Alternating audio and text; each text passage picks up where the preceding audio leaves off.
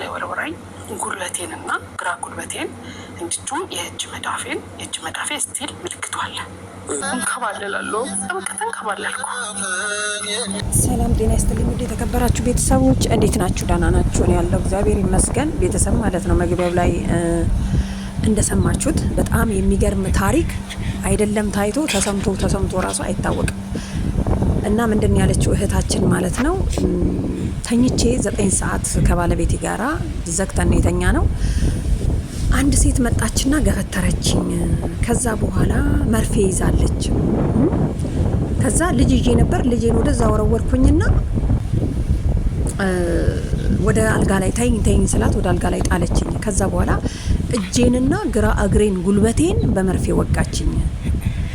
ብንንስል ማንም የለም። ከዛ በኋላ ተነስቼ ባለቤቴን ቀስቅሼ ስነግረው ጸልይና ተኝ ብሎኝ ጸሎት አድርጌ ተመልሼ ተኛው። ከዛ በኋላ ግን እጄ ላይ ምልክ ደማየው። ጠዋት ስነሳ አያችሁ ደማየውኝ። ከዛ ቀስ እያለ ደግሞ ጉልበቴን እያምረከረከኝ ወይም ደግሞ መቆም እያቃታት ምናምን ስራ ቦታ እንዲህ አይነት ስሜት እየመጣብኝ መጣ። መጨረሻ ላይ ግን ሰውነቷን እንዳጠቆራት ሰውነቴን አጠቆረኝ። እጄን ጉልበቴን እንደውም እስካሁን ድረስ መዳፌ ምልክት አለው ትላለች እህታችን። ይሄ ሁሉ የሆነው በምን መሰላችሁ? በህልሟ ተኝታ ስትነሳ እጇንና ጉልበቷን ተኝታ የወጋቻት ስትባንን እጇ ላይ አየችው ማለት ነው። እና በጣም የሚገርም ነው አይደለ? በህልማችሁ እንዲህ አይነት ነገር አጋጥማችሁ ስትነሱ ደግሞ እውነት ሆኖ በህልም እንደውም የሆነ ዳገት ወይ ደግሞ ገደል ስትገቡ ስትወረወሩ ምናምን ርቀት ምናምን አጋጥማችሁ ያውቃል በእውነት። እና በጣም የምትደነቅ ነው። ከዚች ልጅ ግን የተማርኩት ነገር ምን እንደሆነ ታውቃላችሁ? የቤተሰብ ፍቅር በሉ፣ ጽናቷን በሉ፣ ለእምነቷ ያለ ጥንካሬ በሉ። ምን ልበላችሁ። እና በጣም ያልሄደችበት ገዳም እንደሌለ እና በጣም የገረመኝ ደግሞ ወንድሜ በጣም ስበሳጭበት ምን ስልበት በጣም እየታመምኩኝ እንትን ስለሆነ ቤተ ክርስቲያን ሄዶ በቃ የእሷን ህመም ለእኔ ያድርግልኝ ብሎ ጸሎት አድርጎ ወደ እሱ እንደተላለፈ አያችሁ። ከዛ ሁሉም ለበጎ ነው ማለት እኮ ነው። ፈተና ሲበዛ ዛሬ ላይ ጤነኛ ናት፣ ግን ያልሄደችበት ገዳም የለም፣ ያልሄደችበት ጸበል የለም። በቃ በጣም ብዙ ቦታ እንደሄደች ነው የተናገረችው። እና ምንድን ያለችው በጣም እንደምትቸገር የሰውነቷ ምናምን ነገር ጸበል ስትሄድ ትንሽ ሲጠፋላት፣ የእጇ ግን በጣም ስራ ላይ ያው እኛ ሀበሾች ታውቃላችሁ በፊት የምናያቸው ሰዎች እና የሆነ ነገር ሆነን ደግሞ እዛ ኮምፒውተር ላይ ስለምሰራ በጣም ትኩረታቸው እጄ ላይ የሆነ በጣም ፈራውኝ፣ አለቀስኩኝ። የመጨረሻ ቻንሴ ቤተ ክርስቲያን ሄጄ ሰው የማያየኝ ቦታ ተንከባለልኩኝ። ገባችሁ? ተንከባለልኩኝ እንቦዬን ጠብ አድርጌ በዚህ በሳምንት ውስጥ አድነኝ ብላ ማለት ነው የተንከባለለችው። ወንድሜንም ለሱ መፍትሄ ስጠው ብላ ግን ገብታ ሳምንት ሳይሞላ በማግስቱ በቦታው ድርቅ እንዳለና እንደጠቆረ። የሰው ልጅ እምነት ምን ያህል እንደሆነ እምነት ካለን የምንፈልገውን ነገር እንደምናገኝ ነው የምታስረዳው ማለት ነው። እና በጣም ጭንቀት ውስጥ እንዳለች መጨረሻ ላይ ግን ምንድን ነው የሆነችው? ያው እኔ ሳሳጥርላችሁ ወንድምየው ያው ተሽሏቸዋል። ከዛ በኋላ ለ3 ቀን ገዳም ሄዶ ገዳም ከሄደ በኋላ በህልሙ ማለት ነው ቤታቸው ግቢ ውስጥ የሆነ ነገር እንደቀበሩባቸው አያችሁ። የሰይጣን ስራ።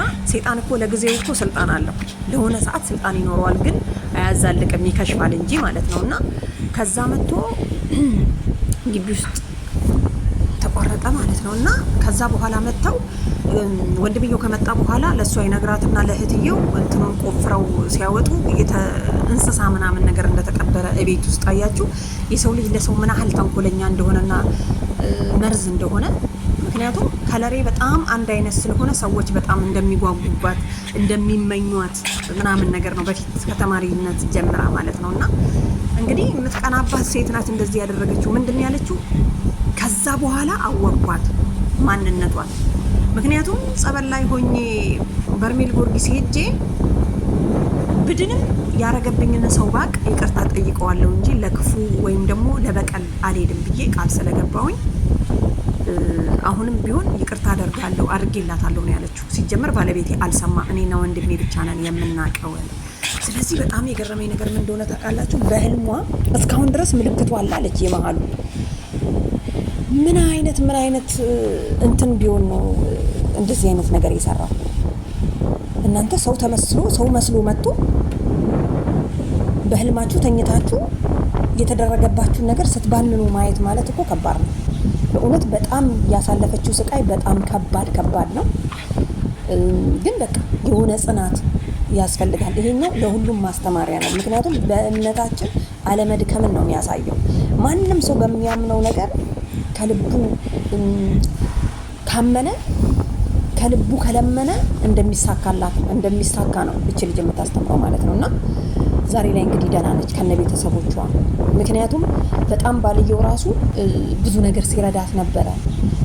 ምንድን ያለችው? ከእንግዲህ በኋላ ሌላ ወንድ አታገቢም፣ አግብቼሻለሁ፣ ፊት የተበላሸ እግሬ የተበላሸ ምን የተበላሸ ብለሽ አትጨናነቂ የሚል ወንድ አስባችሁታል? ስለዚህ አትበይ። ግን በቃ ጽናቱ ስላላቸው የቤተሰብ ፍቅር ስላላቸው ለዚህ በቅታለች እቺ ልጅ ማለት ነው። አይገርምም በእውነት?